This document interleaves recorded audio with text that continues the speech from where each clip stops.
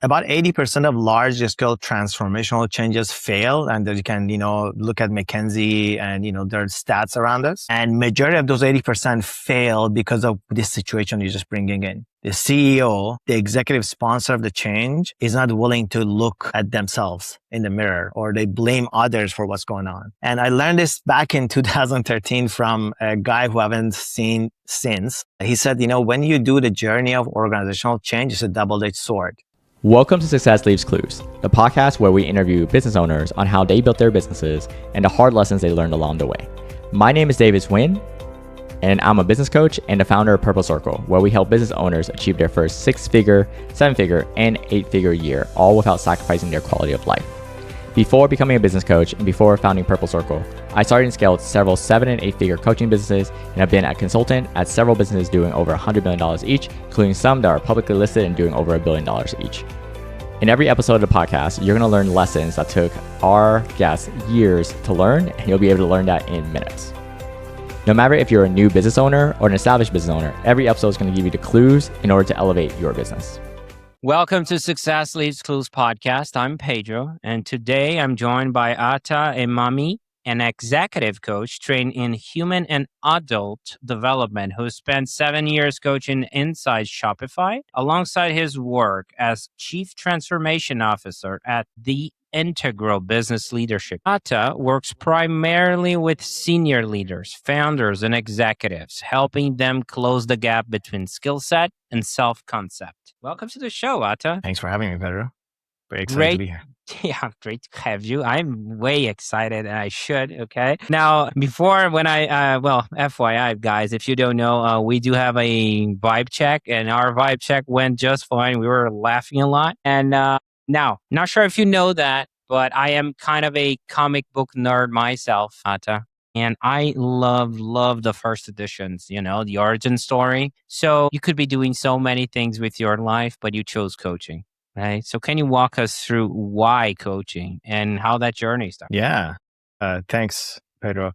I was doing an MBA at Queen's University, which is a number one business school in Canada. At least it was back in 2006 when I was part of it. Halfway through the program, we had this gentleman who I recently thanked, Dr. Peter Jensen, who was doing the unfairly called soft part of the leadership and people skills.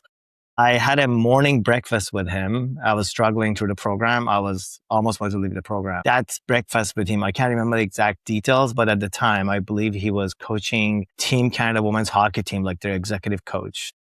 He was a sports psychologist. And that breakfast with him, Pedro, changed the trajectory of my career. I made a decision to work on the people side of leadership. And the way he was explaining how you need to show up before you hit the rink, get in the ice, and how you need to manage your breath, manage your stress level. I'm like, wow, if this works with people who work at the Olympic level, surely we can do it with executives. And that was a very inspiring conversation I had. I'm sure I was one of the hundreds of people who was inspired, but that was a pivotal point for me that I made this decision. Okay. And in the early days of coaching, I always say this, it's like where almost every coach is testing waters, right? To see if this is going to land or not. Yes. And there is a shift that happens from I'm helping people here and there, I'm advice giving to, you know what? I'm building a real business around this, And I'm not sure for you how that landed. Sometimes it's the first paying customer, sometimes it's the first invoice. Whenever you have that feeling of managing a legit business, because it's almost an identity shift. So when was that like for you? And walk us through, how did that look? Yeah, I will say yes to everything you said in terms of getting the first paycheck and everything, 100%. And honestly, when I was listening to you, I felt like when I dialed down the imposter syndrome, when I realized, oh, actually, I can do this. I felt that I got some really positive feedback from a very senior leader right at the end of my coach training. And I'm like, oh, actually, this is something I can do for a living. And I'm going to say this on air. I was like, am I getting paid actually to do this? This is amazing. And, but yeah, that was for me, dialing down the imposter syndrome within was the key factor. Interesting. It's almost like an immediate validation that you can do it for yourself, because I talk with people about imposter syndrome And sometimes the conversation tends to be a lot about mindset. And you and I know there is a hard component on the mindset, but it's almost like I'm thinking about it. It's like, oh, I want to lose weight. And I'm like, there is a reality component to looking at myself in the mirror, which for you was someone telling you that you helped them with X, Y, and Z. So it's an immediate validation connected with reality, not just a mindset thing, if I got it right. True. It was a both and 100%. Okay. Interesting. Okay. Now, after you got rolling, who are the people that kept showing up? You know what? Because in the early days, we were trying to make it, and we're helping everyone. Hey, can you coach? Yeah, I can coach, right? At least on my practice, that was like that. And eventually, we sharpened the blade. We attract a certain type of people, right? So, walk us through the evolution of who you started serving and who you serve now. Yeah, that's an interesting question. You're right. I was like anybody who was be willing to be coached by me, I would say, yeah, thank you for showing up. And one thing that really helped a lot in like 2013, I joined and I was very blessed, very fortunate to work with a senior VP in the credit union system in Canada. She sponsored me for a very expensive program for my level and with the 6 months of intense advanced change program. Through that program, I started working as an org change consultant, and that kind of opened the pathway for me to, through doing org level change, to work with far more senior level people, to do one-on-one coaching with them that say, if I didn't have that program, and I know, Pedro, you're better at this than I am. There are many different ways to do this, but for me, the path got more cleared or more directly access to the executive level once I started to do organizational change. Okay. So let's do a little bit of a game of pretend here. Okay. Let's pretend I'm your avatar. I'm your client profile, ideal client profile. So first of all, how would I be able to find you, marketing wise? How would I connect with Atta? I don't do any advertising for the work I do yet. It's one of those muscles I need to flex, but through Business Integral or Integral Business Leadership Group, through Being First. These are the two primary ways that I get like executive level clients that I work with them, or word of mouth but I don't actively, like I have colleagues who actively do this or hire somebody to do this for them. Being more on the business than in the business, that part of being on the business is not something I pay attention to too much. Okay. Yet. I love the yet. We have an open door there. Okay. So I'm still that guy, the executive. Mind my executive hood and my flip-flops that you're not looking at right now, but I am executive, okay? I mean, I worked at banking consulting firms. It doesn't look like that right now, but I did, okay? Yeah. My fair share of suit and tie. Yes. And I'm still that guy. And okay, no advertising, but there is a way, right? So potentially network, referrals. They mention, hey, you gotta talk to Atta, right? And I'm like, Yes. okay. And I'm giving you a call or I'm reaching out. Okay. And so can you walk me through how does it look like to work with you? Okay. We can speed up the sales process a little bit, or if you want to talk about that, we could speed up and say, hey, there's alignment. You can help me. I notice you can help me. How does it look like to work with you and the potential outcomes I can expect? Can you do that for me? Yeah. I mean, we can even role play this depending on the time, Pedro, and you mind the time. I don't want to go too deep on a particular area, but one thing that is important for me is like, I won't mention it explicitly to the executive. Like if I'm working with you in a discovery call or chemistry call, I want to see there's actually chemistry. Is there a connection? Can I be of service to Pedro or not?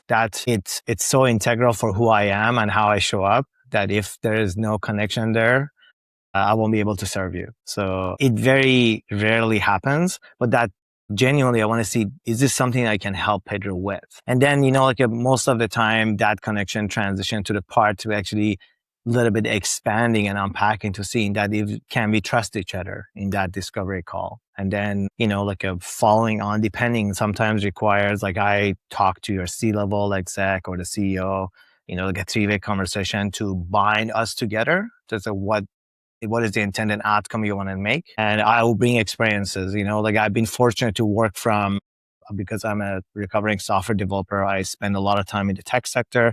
However, I have privileges to work with, Houston Police Department, York Regional Police. This is a gamut. And I'm not like fixated on one particular sector. But still, if there's no way I can serve you, I will be very transparent and say, hey, like, it's interesting what you want to work on, but you should go talk to Joseph. I'm not your guy. Okay, so there is an integrity piece here that I really like, which is it's not grabbing my credit card, right? Pushing me to something you feel like Yeah. you cannot help me, which kudos to you. That's pretty important. And what would you say is like the top 3 outcomes I could expect with working with you? Like, let's say there's alignment, right? You can help me go through the chem call or the discovery call, however you want to call it. What can I expect? Yeah, that's a great question. Like I'm gonna say it generically, and feel free to challenge me. I've seen a lot of, especially C-level and CEOs. Their problem is really not the strategy. Even though I do strategic planning, I work on annual strategic planning and do all those things as well. That is like beyond the normal executive coaching. However, the problem I've seen they get stuck at is the execution, translating strategy to execution, operationalizing the execution. And I have helped pave the way for people to actually get better operationally and execute on the things that they put on the 2-day strat planning they work on, and actually see them being executed. Execution. Okay. So it's almost like an accountability partner, would you say, or not necessarily? It's like, because whenever someone tells me they lack the execution, I'm thinking 2 things. Okay. First, accountability. Potentially they don't do the thing they have to do. Second, clarity. They don't know which lever to pull, right? The next step. Where would you say they're most stuck with? Yeah, those are super valid, Pedro. Also, one thing I've seen sometimes it requires more than just one person. Like the senior leadership team is not cohesively work together well enough. And then there's this term that we've coined, and with my buddy who runs the IBLG group, is like leadership under pressure. Like we all show up, we want to do our best, but when we are under stress and there's only like 6 weeks left to the end of the quarter that I need to deliver, we become territorial as opposed to see what's best for the organization. Do I under stress put the organization under first, or I put my own team or myself first? And being able to discern and increase the awareness of the individual and the collective to see those and help them elevate to get to a level of, hey, let's put the company first. Okay, this project makes me look good in front of Pedro, but let's not work on this project, so that if we work on this other project that my buddy will win, that will collectively be better for the company. Just one like nuanced example of how these things can show up, and requires both, I would say, one-on-one coaching and team coaching the entire senior leadership team.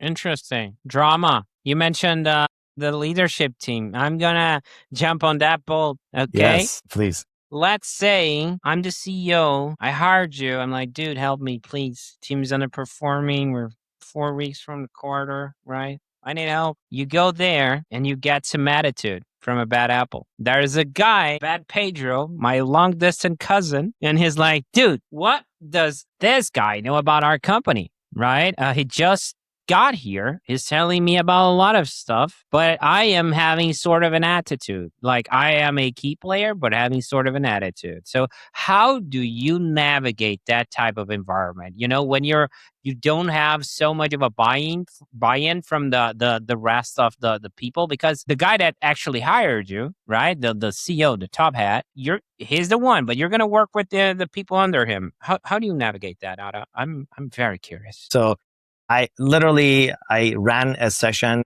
started by group personality assessment of the team. And the second in command person in the room was a disruptor. It was the first time I'm meeting him. We are in the room, and I put this in place. It's like a carpet with like different personality assessments that put in place. And everybody had to take their shoes off and stand on him. As we started, this guy showed up and said, why are we having this guy? I just closed a 9-figure contract. Why are we doing this? Let's just bypass this and get to the late afternoon. He looked at the agenda. He was like, oh, this guy's in the agenda till like 2:30 p.m. And it was like the first thing in the morning.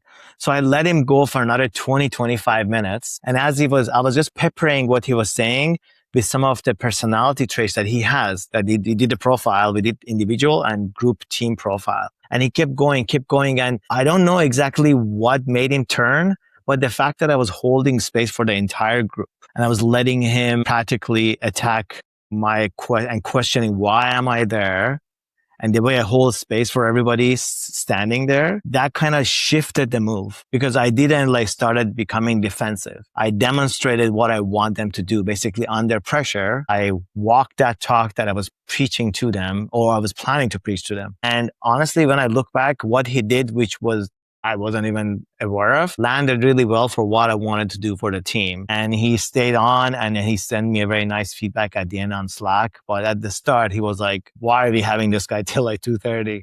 Let's go and do the afternoon session. And just being there, being available to his concern and letting everybody else just tune in as opposed to, because at first, like the guy who asked me to show up in the room, his C-level guy, he was like, I'm like, no, it's okay. Let him continue. And it kind of worked out well. Okay. Yeah. Love that. Okay. I have a second scenario for you. Yeah. Let's do it.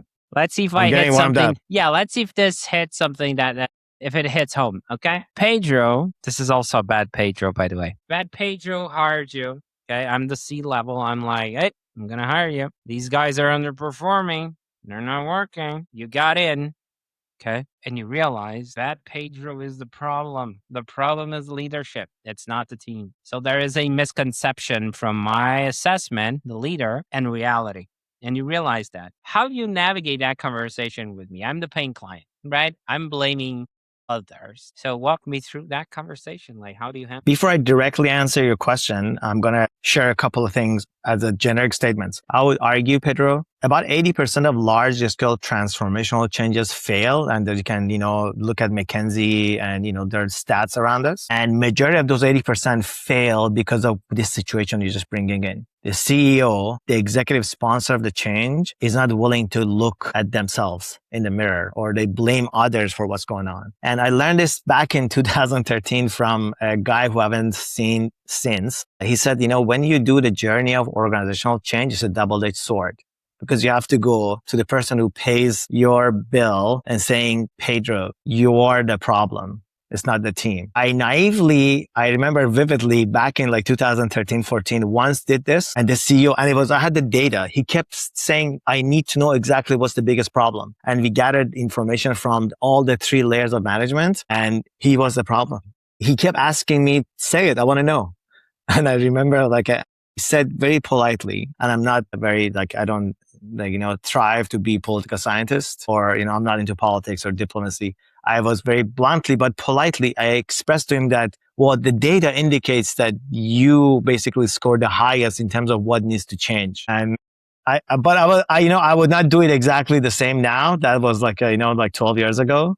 And he paused and he asked me to leave the executive room. He said, you know what, there's something urgent I want to work on and let's park this org change thing and, come back to it. And I would not change anything other than ask him to have a private conversation as opposed to, I'm a big believer of praise generously, publicly, and give constructive feedback privately.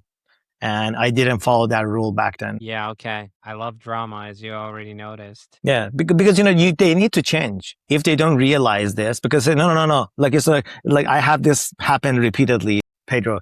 The CEO said, no, I'm paying the bill. You help my ELT. I don't want to work on coaching.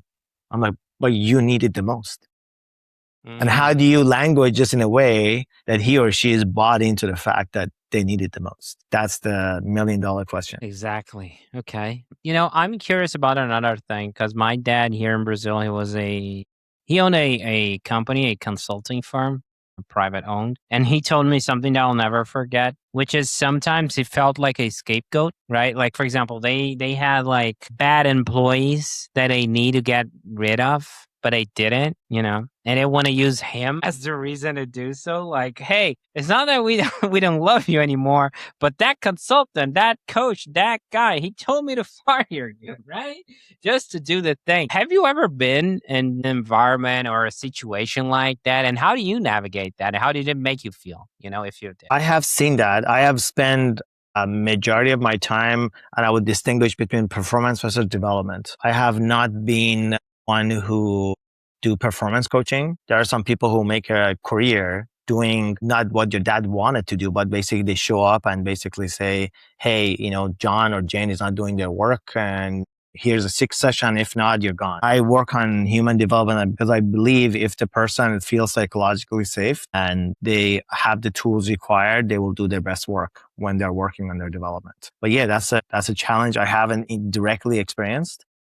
Maybe behind my back, somebody blame me. I can say when I did org change, I don't have a major org change gig right now on the go, but when I did large scale change for American National Group, for example, I was changing something for 17 countries, Asia Pacific. So all the country heads were responsible to navigate the change, translate to the orgs. I would not be surprised if say, hey, it was Atta guy who said we need to do this. It's not me, because I was basically reporting directly to the head CEO, and this change had to be, implemented. So Right. Okay. yeah. But You not in mentioned one-on-one coaching context. right. You mentioned the behind your back, and that's something that I feel like it's so interesting. Like he was sharing with me too, and other consultants slash coaches. It depends on the work, right?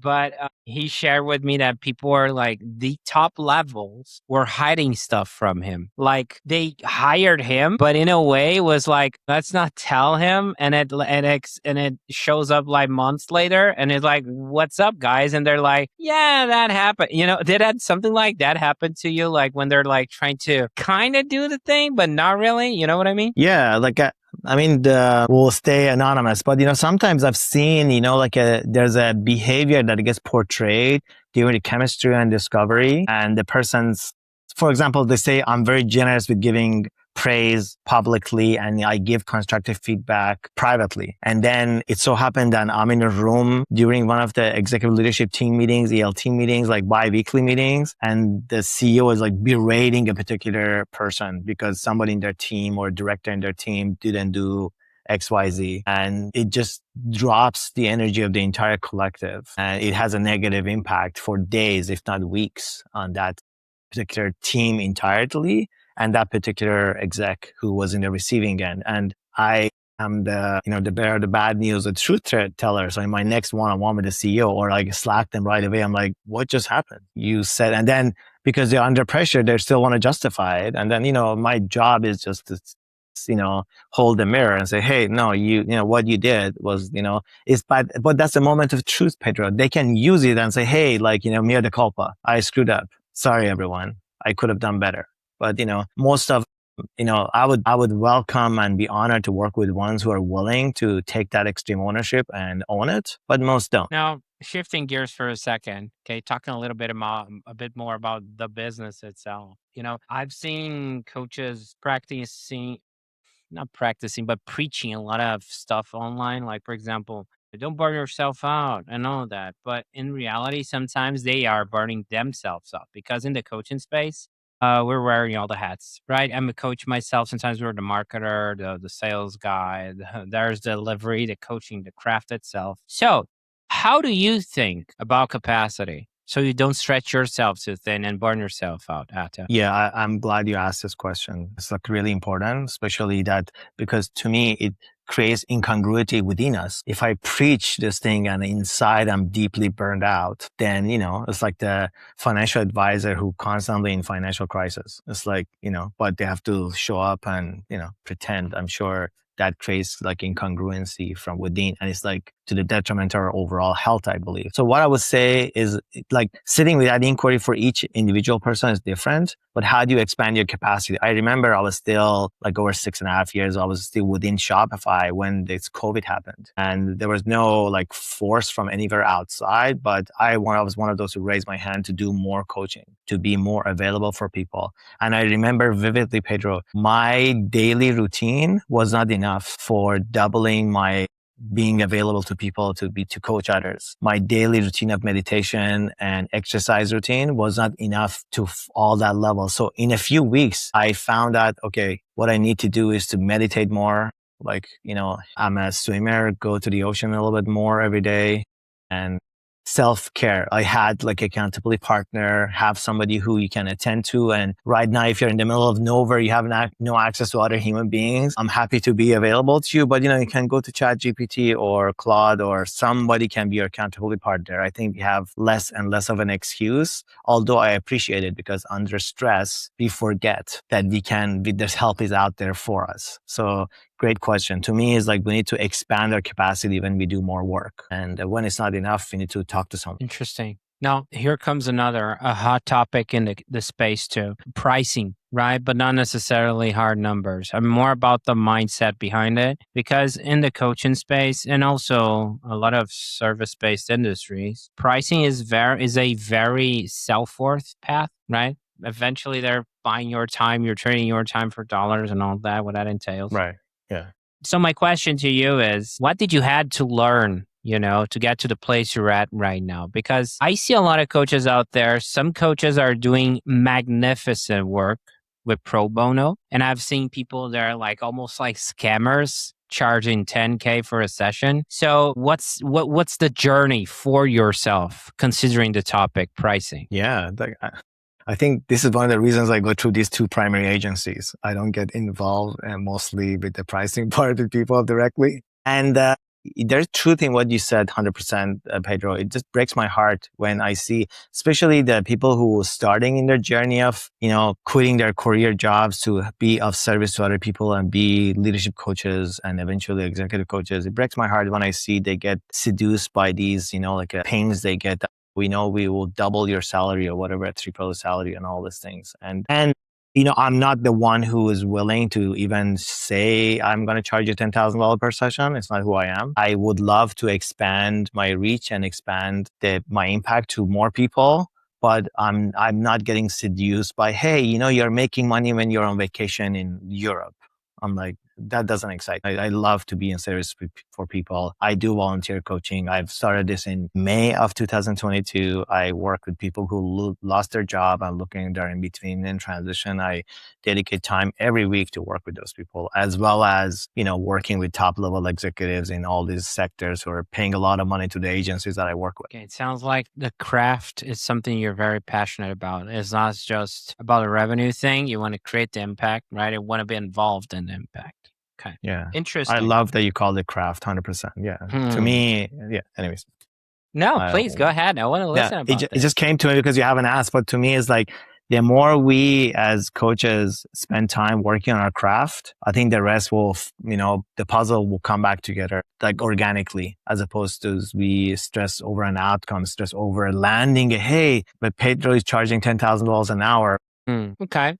Now you mentioned expand reach, impact. I'm going to jump on that boat. So let's talk about future real quick, right? I'm curious about where you're taking all this. Looking ahead, where do you see the business going? Are you thinking about impacting more people, scaling, hiring, or not even hiring? Or is there a next step you're excited about? I'm just curious about that. Yeah, one of the areas I'm excited about, and I'm not a career coach. Nobody has ever accused me of being a career coach. I have helped a lot of executives in their careers or transition from VP to SVP or C level or director to VP, but I don't call myself a career coach. But, it kind of, there's this, when I see in the market that hundreds of thousands of people have lost their jobs in the past, like 18 months, 2 years because of the layoffs, especially in tech sector, I would love to create a program for people that, they can utilize it as a kind of like a buddy or accountability type that is like, they can organically use it on a, first 100 days after layoff, something that will help them, get back on their feet and don't be stressed and with the noise of AI and otherwise. I would love to create something like that in the very near future.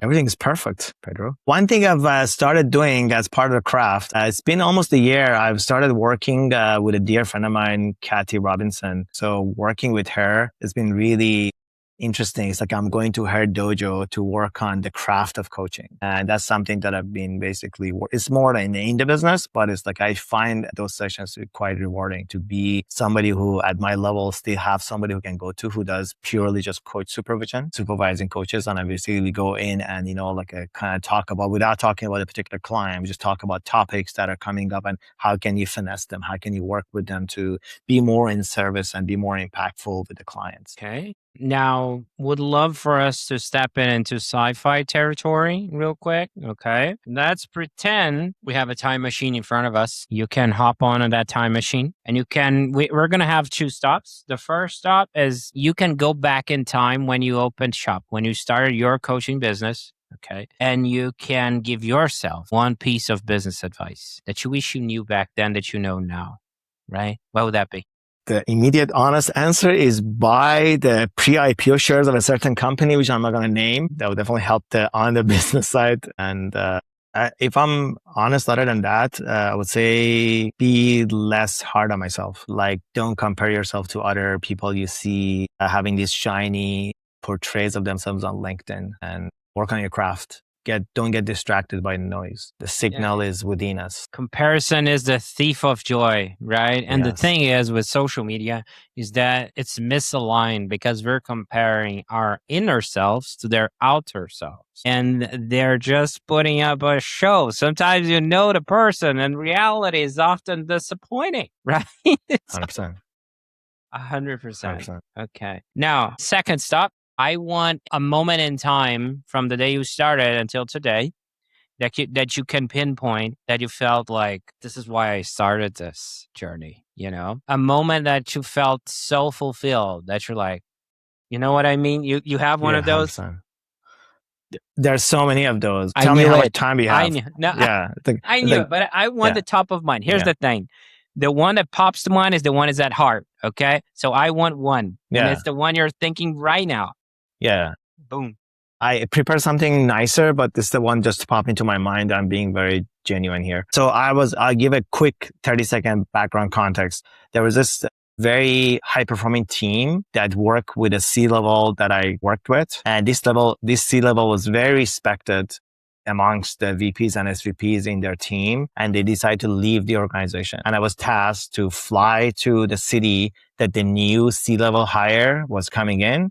And everybody else who were in their team flew there as well. So we kind of all met almost for the first time in person within a few days or week of this new C-level person joining the company. Set up my standard practice of, trying to build trust without calling it that in the first, half day. And I could not believe, Pedro, that, by mid-afternoon of the first day, this team was so gelled together, even though they had to go through this, Tuckman model of going back to, like a forming, storming, norming, performing. They were back to forming, but they surpassed that because they were all gelling together with another C-level. They were all kind of discombobulated because they lost their, C-level leader, not their choice. And I want to say, most of the kudos goes with how vulnerable the new C-level person was. How in just one interaction the night before, he took completely what I wanted him to show up with. And he was so vulnerable, so receptive to show up, and won everybody's heart over. He gave me graciously a lot of credit, but I think it's mostly because of the way he showed up. And when that all happened, I can't remember. I couldn't sleep that night. I was so riled up. I was so excited.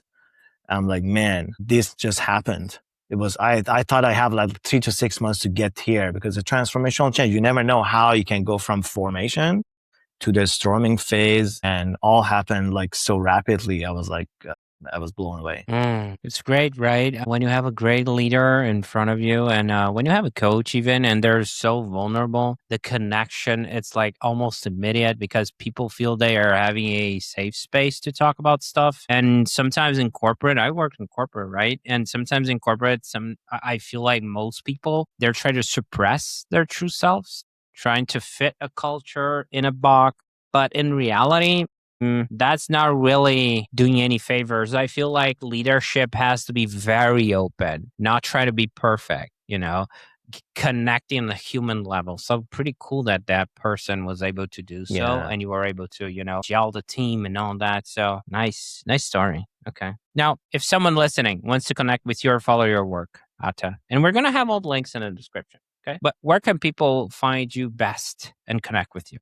Changefacilitator.com or through IBLG website, businessintegral.com, maybe LinkedIn. Now, a few nuggets from today that I feel the need to highlight. Okay. Please. Bear with me. Let's go back to the origin story, the breakfast, right? That changed everything, I would say. The Olympian. And just, it's so funny, right? Sometimes you sit down with people we envision, we make up stories in our own mind, and we sit down with real cool people and we're like, they're just cool people. They're just real. And sitting down with a person like that, being able to inspire you in a breakfast makes it even more powerful, the story, right? And what's possible. Imagine you being able to do that, right? Which is totally possible. I imagine you impacted hundreds of lives already in your business, right? So there's that cool origin story.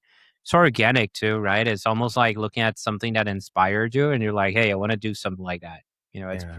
I mean, I Love that. love that. It's almost like a superhero power of the imaginary of what's possible, Moving forward, when we were talking about the sales process and you were onboarding me, you mentioned the discovery/chemistry call, right? And Yes. your first point was, is there a connection, right? Exactly. Can I be of service to Pedro or not? I love that, man, because I worked in sales and something that really clicked for me was the moment that I realized, because sales can be very transactional, but the moment I realized I need to be of service first. So the agenda is backwards for most people that are in sales.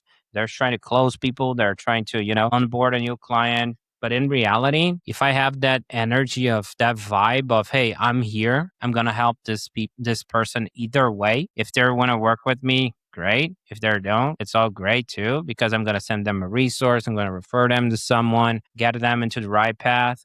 So having that energy really helps. And that energy you only have if you're trying to be of service. If you're not, good luck with that. Okay. So there's the second point. The third one was when I asked about capacity, right? That really hits home. I need to do that more. I need to fill my cup. You mentioned meditation, you mentioned self care.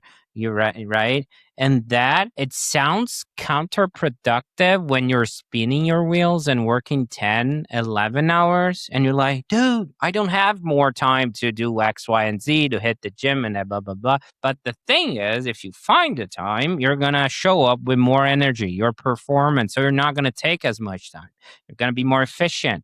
So I get that. Okay. And I love the way you're very intentional about it and also how passionate you are about the craft. You remind me of a dentist model in a way, like having the backhand being taken care of so you can just sit on the chair and do the thing and go home. That's your passion, what you love doing, the coaching. Right now, this is just my long-winded way of saying that I appreciate what you do, and I appreciate you being here and sharing so openly today. It was great having you on. Yeah. Likewise, Pedro. Thank you so much for having me. That's it for this episode. This episode, as well as this podcast, was brought to you by Purple Circle, where we help business owners elevate their business to 6, 7, and 8-figure years, all without burning out. If you're looking to grow your business, as well as get the time freedom that you are looking for, visit us at joinpurplecircle.com and see what we can do to help you and your business.